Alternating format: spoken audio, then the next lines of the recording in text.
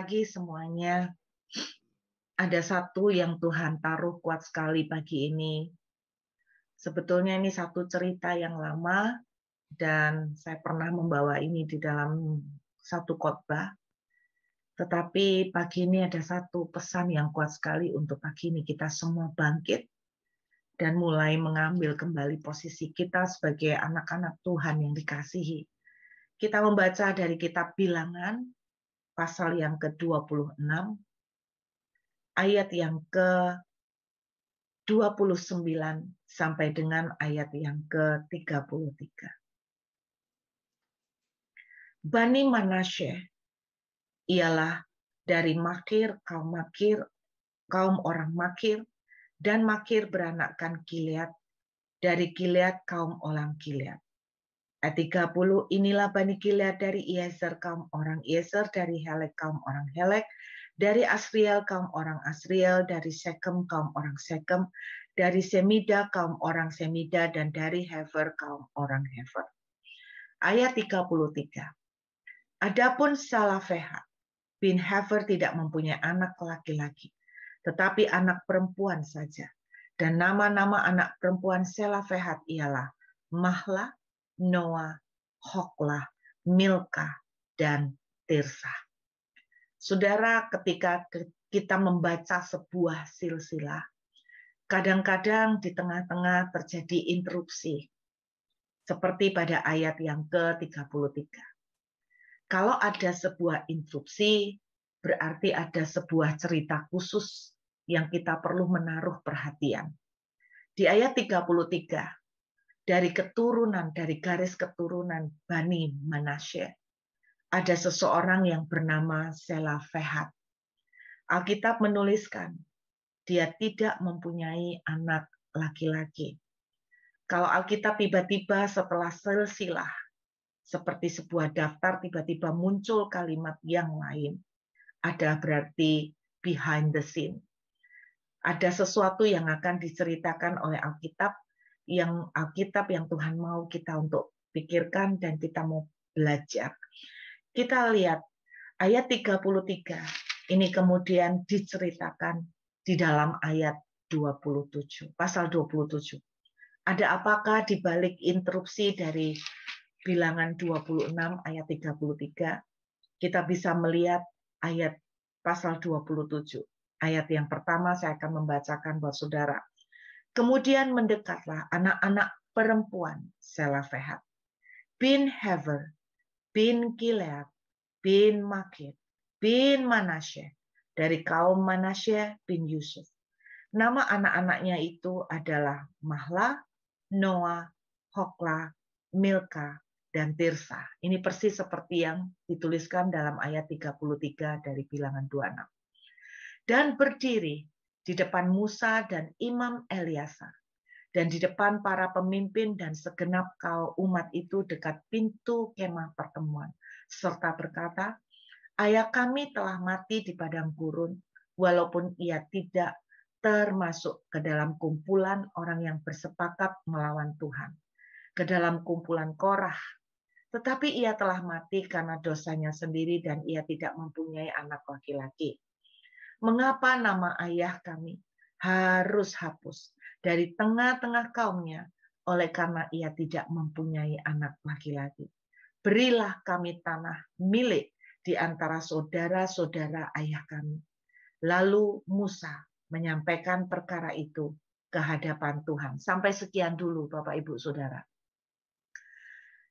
Kalau ada cerita tentang anak bungsu yang hilang ketika dia datang kepada bapaknya meminta warisan, kita semua langsung sependapat bahwa itu anak kurang ajar. Bapaknya belum mati udah minta warisan. Ya. Sama seperti kejadian itu. Kalau ada seorang anak perempuan datang meminta warisan, sekalipun ayahnya sendiri telah mati, tetapi ini seperti yang kejadian mengenai anak bungsu ya, merupakan sebuah tindakan yang kurang ajar. Kenapa? Karena dari ratusan tahun Alkitab itu menceritakan bahwa dalam tradisi orang Israel, pewaris harta pewaris nama dari orang tua adalah pada anak laki-laki. Dari tahun ke tahun, dari generasi ke generasi, dari abad ke abad mungkin. Saudara dengarkan baik-baik. Adalah sudah menjadi sebuah lingkaran yang telah lama berlangsung terus-menerus. Sebuah tradisi bahwa anak perempuan memang tidak mempunyai warisan. Anda bayangkan tiba-tiba anak-anak perempuan Selafehat berani, mempunyai sebuah keberanian untuk datang menghadap Musa, untuk datang menghadap imam. Kenapa? Memberanikan diri untuk meminta warisan. Nah, perhatikan anehnya, Musa menyampaikan perkara mereka ke hadapan Tuhan, tidak langsung menghujat atau tidak langsung menghukum. Ayat 6, perhatikan, maka berfirmanlah Tuhan kepada Musa. Kenapa Musa pakai nanya Tuhan dulu? Karena saya percaya Musa merasakan ada sesuatu yang beda pada peristiwa ini. Ayat 7, ini kata-kata Tuhan kepada Musa. Perkataan anak-anak perempuan Selafehat itu benar. Tradisi bertahun-tahun mengatakan itu tidak benar. Sudah dipercayai dari generasi ke generasi bahwa seorang anak perempuan memang ditakdirkan tidak boleh mendapatkan warisan. Apa yang benar menurut kebudayaan, apa yang benar menurut masyarakat saat itu adalah anak perempuan tidak mendapatkan jatah. Tetapi Tuhan berkata lain. Apa yang dikatakan anak-anak perempuan Selafehat itu benar. Nah, ini yang luar biasa, saudara. Memang engkau harus memberikan tanah milik pusaka kepadanya di tengah-tengah saudara-saudara ayahnya. Engkau harus memindahkan kepadanya hak atas milik pusaka ayahnya. Lalu ayat yang ke-8. Dan kepada orang Israel engkau harus berkata, apabila seseorang mati dengan tidak mempunyai anak laki-laki, maka haruslah kamu memindahkan hak atas milik pusakanya kepada anaknya yang perempuan. Apabila ia tidak mempunyai anak perempuan, maka haruslah kamu memberikan milik pusakanya kepada saudaranya yang laki-laki. Dan apabila ia tidak mempunyai saudara laki-laki, maka haruslah kamu memberikan milik pusakanya kepada saudara-saudara lelaki ayahnya. Dan apabila ayahnya tidak mempunyai saudara laki-laki, haruslah kamu berikan milik pusakanya kepada kerabatnya yang terdekat dari antara kaumnya supaya dia dimilikinya. Itulah yang harus menjadi ketetapan hukum bagi orang Israel seperti yang diperintahkan Tuhan kepada Musa. Saudara perhatikan, untuk pertama kali setelah sekian ratus tahun, orang Israel mengikuti satu tradisi, satu sistem, satu keyakinan bahwa anak perempuan tidak pernah menerima warisan. Untuk pertama kali di ayat ke-8 sampai dengan ayat yang ke-11, Tuhan menegakkan sebuah peraturan yang baru. Bahwa kalau seorang tidak punya anak laki-laki, suruh kasih anak perempuan. Kalau tidak punya anak perempuan, suruh kasih saudaranya yang laki-laki. Inilah hukum yang baru yang dibuat oleh Tuhan di tengah-tengah umat Israel. Karena jasad, gara-gara siapa? Gara-gara anak perempuan Selafehat. Saudara, tiba-tiba ayat ini berbicara kuat sekali di hati saya pagi hari ini untuk saudara. Sesuatu yang berputar-putar sekian ratus tahun. Hari itu diputuskan mata rantainya dan diganti menjadi satu hukum yang baru, di mana wanita-wanita mendapatkan kesempatan, mendapatkan tempat juga untuk mendapatkan milik pusaka. Kenapa? Yang anehnya, kenapa anak-anak perempuan Selafehat berani untuk mengajukan permintaan minta milik pusaka? Kenapa anak perempuan Selafehat bisa senekat itu? Seperti saya bilang, saudara, tidak lazim, tidak lumrah anak perempuan minta warisan. Kalau ada seorang perempuan anak perempuan meminta warisan, itu sama saja dengan tindakan aib. Dan hukumannya bukan main-main. Tetapi hari itu, anak perempuan Selafehat bisa punya keberanian yang dahsyat. Kalau dipikir-pikir, kenapa ya bisa berani seperti ini? Saya mempercayai begini, anak-anak perempuan Selafehat ini cerdas. Mereka punya satu kecerdasan rohani. Artinya mereka tuh ngerti satu yang seringkali tidak diperhatikan orang.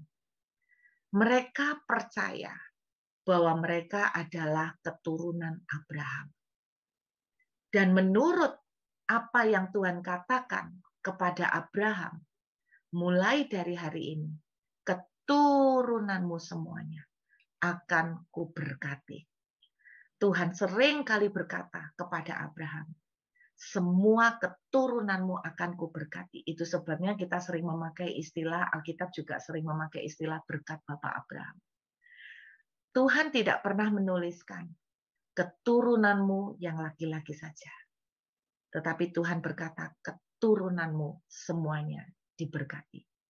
Nah, di tengah Yahudi, tengah orang Israel selalu arahnya ke yang laki-laki. Jadi ketika mereka mendengar keturunanmu diberkati, maka selalu dalam tradisi dari tahun ke tahun selalu yang diyakini adalah yang laki-laki. Keturunan yang laki-laki. Itu beratus ratus tahun berjalan sampai satu ketika anak-anak perempuan Selafehat ngerti posisi mereka, bahwa mereka pun disebut sebagai keturunan Abraham. Dan ketika mereka mengerti posisi, mereka mengerti apa yang menjadi hak mereka, maka mereka berani mengajukan diri kepada Musa dan kepada para imam. Dan Alkitab menuliskan, Tuhan berkata, apa yang dikatakan anak-anak perempuan Selafehat itu benar. Dan yang amazing, oleh karena jasa mereka lah dibuat peraturan yang baru. Oleh karena jasa mereka lah muncul akses yang baru bagi anak-anak perempuan. Oleh karena jasa mereka lah ada sesuatu yang berubah dari tradisi yang sudah berlingkar-lingkar sekian tahun, sekian ratus tahun lamanya. Pagi ini Tuhan mengingatkan sesuatu. Saudara, tiba-tiba ada satu kata-kata yang dimunculkan Tuhan pada waktu kita menyembah, yaitu breaking the bondage. Putuskan rantainya, putuskan ikatannya, putuskan, kalau mungkin saya boleh katakan, putuskan mata rantainya. Saudara, ada hal-hal yang mungkin karena sudah biasa terjadi dalam hidup kita. Lalu kita menganggap bahwa itu memang sudah menjadi jatah kita. Ada hal-hal yang sudah terlalu lama terjadi dalam hidup kita, sehingga kita menganggap bahwa itu memang sudah jatah kita. Ada masalah-masalah yang mungkin sudah lama berjalan, berputar-putar terus, sampai akhirnya kita menganggap bahwa memang jalannya kita harus seperti itu. Ada hal-hal yang sampai kita berkata bahwa keluargaku memang bukan keluarga berada. Keluargaku keluarga yang pas-pasan. Itu berjalan berlama-lama. Dari keluargaku tidak ada yang pintar. Dari keluargaku tidak ada yang cerdas. Sudah berjalan berlama-lama. Dan mungkin saking lamanya sampai kita tuh terlalu biasa. Dan kita tidak sadar bahwa seringkali itu merupakan sebuah rantai yang diikatkan oleh iblis di atas kepala kita. Saudara, kadang-kadang kalau kita tuh sudah terikat dalam sebuah masalah yang terlalu lama sampai bertahun-tahun, kita tuh sampai kadang-kadang sudah kehilangan semangat untuk bangkit. Padahal Alkitab menuliskan bahwa kita semua sejak menerima Yesus, kita juga berhak menjadi ahli waris dari berkat-berkat yang Tuhan berikan kepada Abraham. Dan dengarkan baik-baik, salah satu berkat Abraham adalah juga kemenangan secara finansial. Nah, kadang-kadang kita itu sudah terlalu lama, sudah terlalu biasa dalam kondisi mediocre, dalam kondisi yang pas-pasan, sehingga berkata bahwa memang jalani kita seperti ini, ya udah kita syukurin, kita puasin, kita terima nasib. Saudara, saya mau berkata, apakah ketika seseorang itu punya sebuah impian yang besar, terus kita berkata bahwa kita tidak bisa bersyukur? Apakah ketika kita menginginkan sebuah keadaan yang jauh lebih diberkati, apakah kita berarti tidak bisa bersyukur? Sebaliknya yang saya khawatirkan, kita pakai alasan bersyukur, sedangkan kita ini tanpa kita sadari kita tuh sudah terbiasa dengan keadaan seperti ini. Saking terbiasanya kita sudah menganggap itu ya memang jalan yang dijatahkan Tuhan buat kita seperti itu. Oh enggak, Saudara. Pagi ini saya merasakan kuat sekali. Kadang-kadang tiba-tiba Tuhan mengingatkan tentang satu masalah yang sampai hari ini seperti berputar-putar buat saya. Satu masalah ini seperti nggak selesai-selesai buat saya. Saudara jangan dipikir bahwa Burut itu nggak punya masalah yang nggak selesai-selesai. Ada satu masalah yang sepertinya nggak selesai-selesai. Ketika saya berdoa, Tuhan, salah kami di mana? Tuhan, lubangnya di mana? Tuhan, kesalahannya di mana? Tapi sepertinya sampai hari ini untuk yang satu ini Tuhan seperti membisu. Tuhan seperti diem gitu loh, Saudara. Sampai pagi ini Tuhan berkata begini, sudah cukup waktunya. Kamu itu selalu bertanya, why Lord? Kenapa Tuhan? Ini di mana titiknya? Di mana salah saya? Di mana? Dan kita sudah coba tanya itu sampai berputar-putar, nggak selesai-selesai. Tapi pagi ini tiba-tiba Tuhan berkata begini, bangkit dan pakai otoritas yang kamu sudah miliki. Tubuh dan darahku yang sudah kuberikan kepadamu, memberikan kepada kamu otoritas untuk menjadi keturunan Abraham, menjadi ahli waris. Saudara dengarkan baik-baik. Kadang-kadang ketika ada seorang istri yang punya suami yang lagi selingkuh, karena sudah bertahun-tahun terjadi, tidak pernah selesai-selesai. Akhirnya itu jadi kebal. Orang bahasa Inggris bilang itu numb. Numb itu mati rasa, saudara. Sampai Anda merasakan bahwa itu ya sudahlah, itu udah jalanin ya tinggal. Ya udahlah, nanti kita lihat aja, go with the flow, mengalir. Kalau dia berubah ya sudah, kalau dia tidak berubah ya mungkin nasibku sampai seperti ini. Ada waktunya kita tuh doa dengan menangis. Ada waktunya doa itu dengan melo. Tetapi dengarkan, ada waktunya kita berdoa dengan ganas. Ada waktunya kita berdoa dengan garang, saudara. Ada waktunya kita berdiri seperti anak-anak perempuan Selafehat, yang mereka ngerti warisan yang mereka miliki. Mereka ngerti apa yang Tuhan sudah berikan kepada mereka. Dan mereka berdiri dan mereka berkata, berikan kepada kami apa yang menjadi hak kami. Berikan kepada kami. Ini sesuatu yang aneh, saudara. Kalau di depan mata masyarakat pada waktu itu, anak perempuan Selafehat ini kurang ajar.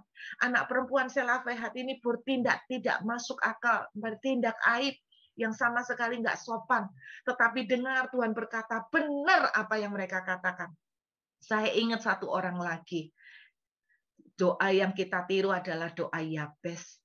Saudara, tidak pernah diceritakan kenapa doa Yabes itu bisa dikabulkan Tuhan. Saudara, nama Yabes itu artinya anak pembawa sial. Yabes itu punya arti pembawa sial. Sejak dia lahir, orang tuanya memberikan dia nama anak pembawa sial. Anak pembawa sial, anak pembawa sial. Saya membayangkan dalam perjalanan hidupnya, dia grow up, menjadi remaja, dia menghadapi banyak kesukaran, dan selalu tertanam di dalam pikirannya, dia itu anak yang bawa kesusahan. Tanpa disadari bertahun-tahun itu menjadi sebuah hal yang seperti biasa, memang dia pembawa sial. Sampai satu ketika, saya percaya Yabes itu menyadari posisinya sebagai anak-anak Abraham. Saya percaya dia sadar bahwa dia punya warisan sebagai anak Abraham. Dan saudara, dia berdoa sedemikian, tanganmu turun atasku. Engkau menjauhkan aku dari segala kemalangan. Engkau menjauhkan aku dari segala penyakit. Engkau memberkati aku berlimpah-limpah. Dan Alkitab menuliskan Tuhan mengabulkan doanya. Saya berdoa pagi hari ini, apapun yang sedang menimpa saudara sekian tahun tidak selesai-selesai. Jangan biarkan iblis itu menipu kita. Dan kita itu terseret di dalam masalah yang kita tuh tidak menang-menang bertahun-tahun. Saking tidak menang-menangnya sudah terlalu lama, kita menganggap bahwa itu sudah nasib yang harus kita terima. Pagi ini saya menantang saudara semuanya bangkit. Engkau adalah keturunan Abraham. Engkau adalah pewaris. Engkau adalah orang-orang yang memiliki hak untuk mewarisi. Apa berkat Allah Bapa? Berkat yang Tuhan kasih kepada Abraham. Bapak Abraham, Ishak dan Yakub. Saudara, itu berkat kelimpahan. Itu berkat kemenangan. Itu berkat kemerdekaan yang luar biasa. Berkat favor Tuhan yang luar biasa. Dengarkan. Kalau engkau sudah terkungkung dalam sebuah masalah yang bertahun-tahun tidak selesai-selesai, ini waktunya engkau bangkit. Ini waktunya engkau berkata kepada nenek-nenek sihir, setan-setan yang mengikat, setan-setan yang mempengaruhi di balik suami saudara, setan-setan yang bekerja di balik orang-orang tertentu, yang membuat saudara mengalami ini sekian tahun nggak menang-menang. Hari ini saudara, buat sesuatu yang baru. Putuskan mata rantainya. Saudara, Anda sudah dikasih Tuhan warisan. Ketika Yesus mati di atas kayu salib, ketika Yesus kasih harga untuk kita, saudara sudah punya hak untuk menjadi ahli waris. Amin. Saudara, ketika tadi kita menyembah, Tuhan berbicara begitu kuat kepada saya mengenai salah satu masalah yang sekian lama nggak selesai-selesai. Dan saya tuh bertanya, Tuhan, ini lubangnya di mana? Salah saya apa? Saya coba minta ampun, saya coba berpikir salahnya di mana. Tiba-tiba Tuhan kasih satu penglihatan. Saudara, seringkali Tuhan itu menyampaikan message melalui penglihatan. Tiba-tiba saya tuh melihat sebuah penglihatan. Penglihatan yang saya lihat waktu tadi saya nyembah, ini bukan buat saudara, saya cuma kasih contoh ya. Penglihatan yang saya lihat adalah seorang nenek yang namanya nenek pasti tua ya, tapi modelnya kayak nenek sihir. Nenek sihir jasa, saya melihat satu penglihatan nenek sihir. Terus kemudian saya melihat tangannya itu berkuku panjang sekali, lalu dia itu mencengkram. Saudara, Tuhan kemudian memberikan saya satu pengertian. Saudara, kalau saya melihat roh yang berupa nenek, itu berbicara tentang sesuatu yang sudah lama umurnya, sesuatu yang sudah tua. Nah, sekarang saya mau ajak, Anda tahu nggak kalau orang itu, kalau seorang nenek itu pasti kekuatannya itu melemahkan, ya kira-kira gitu. Gambaran seorang nenek itu adalah orang yang sudah tinggal nunggu mati, kayak saya sudah cuman ketap-ketip, nggak tahu mau ngapain, tinggal tunggu mati, seperti orang tanpa visi, seperti orang tanpa harapan, tinggal tunggu mati. Itulah spirit yang ditunjukkan oleh Tuhan melalui gambaran roh yang seperti nenek sihir. Tetapi satu sisi saya melihat tangannya itu seperti mencengkram sesuatu. Dan Tuhan berkata begini, nak, sekian lama engkau sampai dibuat seperti merasa bahwa memang ini sudah nasib kamu. Sepertinya sekian lama kamu dibuat untuk merasakan bahwa ini memang sudah jatah kamu. Ya memang jalan kamu sudah kayak gini, ya udah diterima aja. Kadang-kadang jawaban doa tidak selalu iya. Kadang-kadang jawaban Tuhan bisa tidak. Itu yang saya katakan. Kadang-kadang Tuhan bilang tidak. Ya saya bilang oke, keadaan ini tidak selesai-selesai, memang Tuhan jawab tidak. Tetapi tiba-tiba pagi ini ketika kita menyembah, Tuhan kasih penglihatan itu. Dan Tuhan berkata, jangan biarkan cengkeramannya mencengkeram kamu terlalu lama. Saking terlalu lamanya, kamu sampai merasa, ya sudah, this is a dead end. Ini jalan buntu. Ini sudah jalan mati. Nggak bisa diapa-apakan, ya kecuali kita terima aja dengan legowo. Itu kata saya. Masalahnya Bapak Ibu, apakah memang kita sudah waktunya untuk legowo, ataukah pada titik tertentu kita harus bangkit, kita harus merebut kembali apa yang menjadi hak kita. Anak-anak perempuan Selafehat bisa saja mempunyai sikap, ya udah, papanya udah mati, mereka tidak dapat warisan, yaitu dead end. Sudah jalan buntu, udah diterima aja nasibnya. Masalahnya, apakah memang sudah nasib kita sampai sekian? Ataukah iblis yang membuat kita ditipu sedemikian rupa sampai kita merasa bahwa memang nasib kita sudah sekian, jadi diterima aja. Tetapi saya berkata pagi ini buat semua saudara, mau itu dead end atau bukan, tetaplah bangkit, dan lakukan apa yang saudara bisa kerjakan pagi hari ini. Putuskan mata rantainya. Putuskan mata rantainya. Kalau bertahun-tahun tidak selesai-selesai, saudara, sampai iblis itu menaruh di dalam otak kita bahwa ya memang jalani gini, udah diterima aja. Udah dijalanin aja. Saya mau berkata pagi ini, ada waktunya kita tuh rada sabar. Ada waktunya kita tuh rada kalem di dalam menghadapi masalah. Tetapi pagi ini saya ngerasakan kuat. Ini waktunya kita ganas. Ini waktunya juga kita bangkit. Rebut yang sudah bertahun-tahun dipermainkan oleh iblis dalam hidup kalian. Rebut keluarga kalian yang sudah bertahun-tahun berlama-lama diikat melulu terus. Dan kita tuh berkata, aku lagi nunggu dia berubah. Aku lagi menunggu suamiku berubah karakternya. Saudara, kadang-kadang kita bukan menunggu. Kadang-kadang kita perlu untuk merebut. Kadang-kadang kita perlu bangkit untuk merampas kembali. Dan ketika Tuhan memberikan penglihatan itu, tadi ketika kita menyembah, saya tutup kamera karena saya doa peperangan, tiba-tiba saya doa peperangan dan saya berkata kepada setan, lepaskan tanganmu, lepaskan kuku-kuku kamu, lepaskan cengkeramanmu dari keluargaku. Sekarang aku perintahkan, aku punya Tuhan, aku milik Tuhan. Kamu tidak berhak untuk menyentuh. Aku perintahkan kamu lepaskan cengkeramanmu. Saudara, ada waktu kita seperti Rasul Paulus. Kita seperti Rasul Paulus ketika kejadian di Pulau Malta. Tiba-tiba ada ular yang membelit dia. Saudara, Alkitab menuliskan ular itu membelit. Ada waktunya saudara harus bangkit berdiri dengan keganasan dan kegeraman singa Yehuda. Saudara harus berdiri dan berkata, ambil alih kembali. Ambil hakmu. Kamu anaknya Tuhan. Ambil warisanmu. Warisan atas keluargamu. Warisan atas keuanganmu. Warisan atas anak-anakmu. Warisan atas suamimu. Warisan atas pekerjaanmu.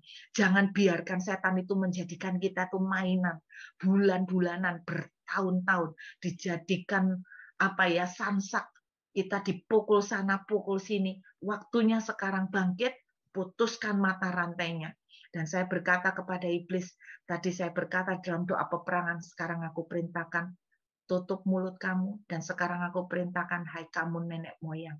Hai kamu nenek moyang. Saudara, gambaran nenek sihir adalah juga berbicara tentang the spirit of the spirit of our ancestor. Jadi roh nenek moyang yang sudah berabad-abad. Jangan pernah berkata bahwa ada kutuk di dalam keluarga. Berapa banyak saya sering dengar orang ngomong gini, papaku diabetes, mamaku diabetes, emakku pun diabetes, engkongku diabetes. Jadi aku cepat atau lambat pasti akan jadi keturunan yang kena diabetes. Berapa banyak Anda yang ngomong seperti itu? Karena keluargaku yang di atas itu kena diabetes semua. Tidak bisa disangkal, nanti satu saat aku akan kena juga. Hari ini juga dengarkan baik-baik. Anak-anak perempuan Sela Fehat bisa memutuskan mata rantai dari tradisi berabad-abad. Anak-anak Sela Fehat bisa memutuskan, bahkan memberikan titik awal yang betul-betul merdeka dan kemenangan yang luar biasa. Jangan biarkan kutuk diabetes, Anda yakinin begitu saja. Jangan biarkan kutuk penyakit. Keluargaku keturunan jantung, punya sakit jantung. Jangan biarkan keturunan diabetes kok dibanggakan. Hari ini Anda harus bangkit berdiri dan putuskan mata rantainya. Amin, saudara. Keluarga saudara boleh susah. Nenek moyang saudara di atas-atas boleh susah.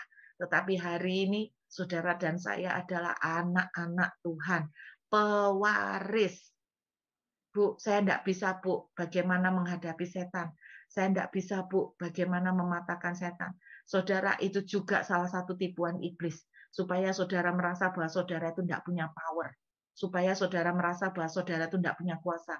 Saudara, seharusnya setan itu yang takut sama kita. Bukan saudara yang takut sama setan. Kebanyakan kita terlalu membesarkan setan. Sampai kita mengecilkan kuasa Tuhan. Tahu nggak, seharusnya setan itu waktu lewat, lihat saudara, dia langsung jerit-jerit, waduh gawat ini anak Tuhan, karena ada meterai di dalam hidup kita. Aku anaknya, aku miliknya. Tetapi saudara dan saya yang tidak ngerti, kita yang jadi bulan-bulanan, kita yang jadi mainan setan. Hari ini bangkit dengan kuasa yang Tuhan sudah berikan. Saudara dan saya, kita sudah telah ditebus dengan tubuh dan darah. Ini adalah warisan kita. Amin. Tiba-tiba Tuhan tadi berbicara, nak buka Keluaran 24. Saya dapat message dari Tuhan. Keluaran 24 itu adalah mengenai Tuhan membuat perjanjian. Dan ada satu ayat yang tiba-tiba menjadi rema di dalam kitab Keluaran, pasal yang ke-24. Judulnya upacara pengikatan perjanjian. Percayakah saudara? Tuhan sudah memberikan perjanjian dengan kita. Amin. Kalau kita tidak pakai itu, kita yang akan rugi. Lihat ya, Keluaran pasal yang ke-24. Saya kemudian membaca di ayat yang ke-6. Sesudah itu Musa mengambil sebagian dari darah itu, lalu ditaruhnya ke dalam pasu. Sebagian lagi dari darah itu disiramkannya pada misbah itu. Kemudian ayat 8 dituliskan begini. Kemudian Musa mengambil darah itu dan menyiramkannya pada bangsa itu serta berkata, inilah darah perjanjian yang diadakan Tuhan dengan kamu.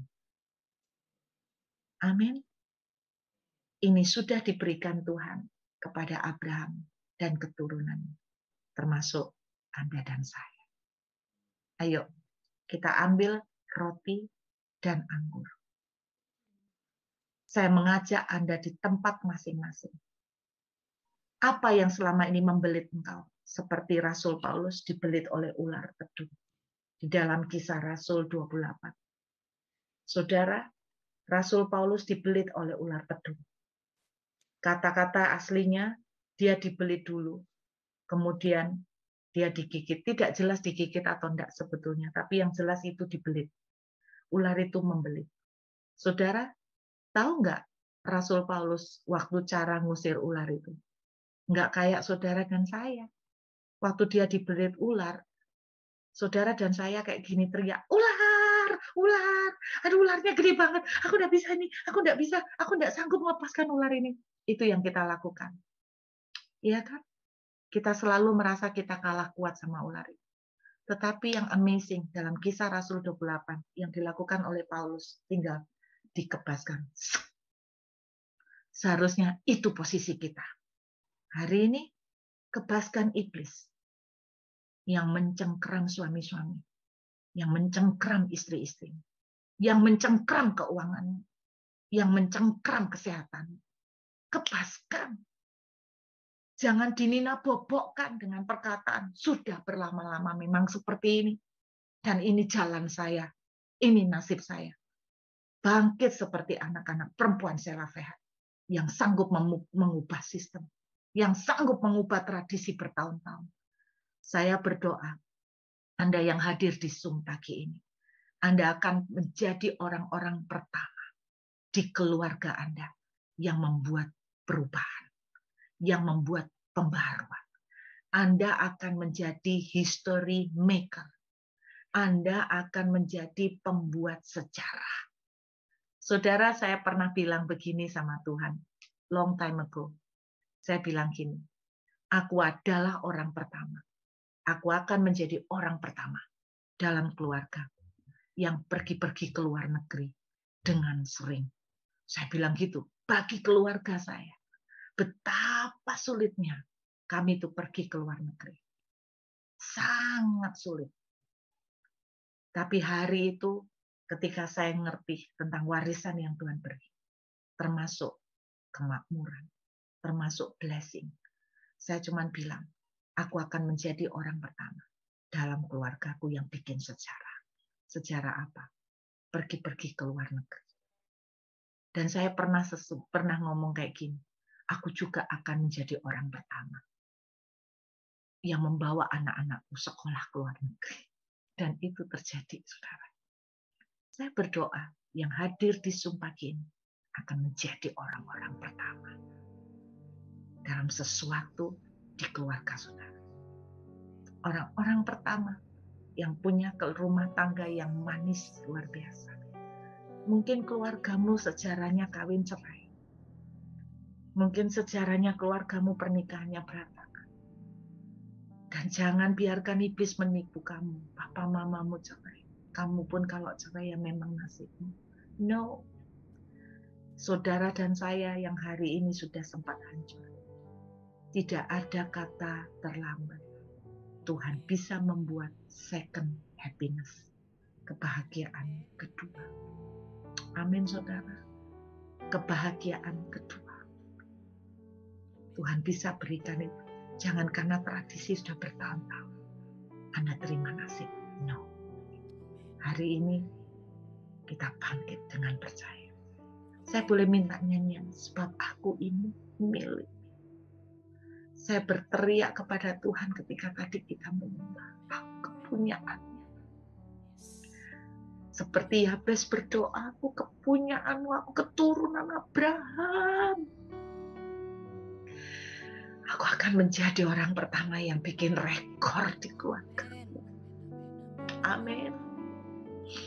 Rekor pemulihan, rekor berkat, rekor dalam segalanya yang baik. Mari katakan pujian ini sebagai sebuah deklarasi. Aku ini kepunyaanmu, aku ini milikmu.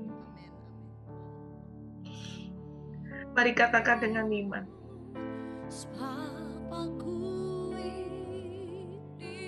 Apa yang membelit saudara bertahun-tahun, sampai engkau tidak sadar, engkau berpikir kok susah ya, kok setengah mati ya merubahnya, kok setengah mati ya sulitnya. Saudara Paulus itu dibelit ular, dilingkarin ular, seperti mata rantai yang melingkar-lingkar. Hanya dikebaskan sekali kebas. Dengarkan, saya terlalu percaya berkat Abraham harusnya menjadi milik kita. Jangan dinina-bobokkan dengan mengasihani diri dengan nasibku seperti ini. Bangkit, saudara. Jadilah seperti anak perempuan Zelofehad yang membuat perbedaan, yang membuat sejarah dalam hidup mereka. Bukan hanya dalam hidup mereka, tapi dalam seluruh hidup bangsa Israel sampai generasi ke depan.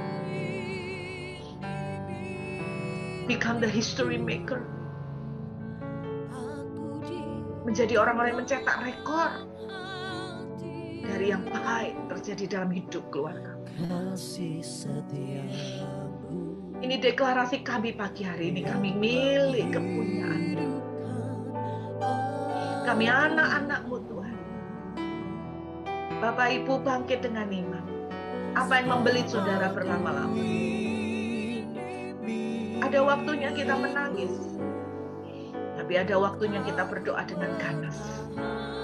Ada waktunya kita berdoa dengan garang seperti kegarangan singa Yehuda.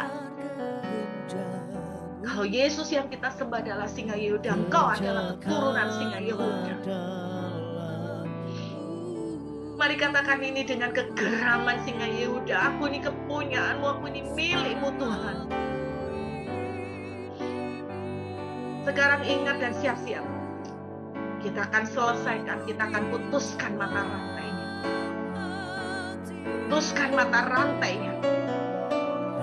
Putuskan mata rantainya. Pada saat kita mengangkat roti dan darah, putuskan mata rantainya, saudara. Sebab aku ini milikmu Tuhan.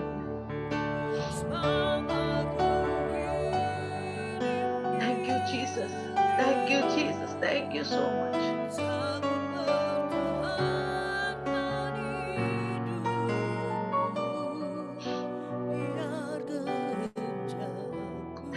Jesus, thank you Jesus.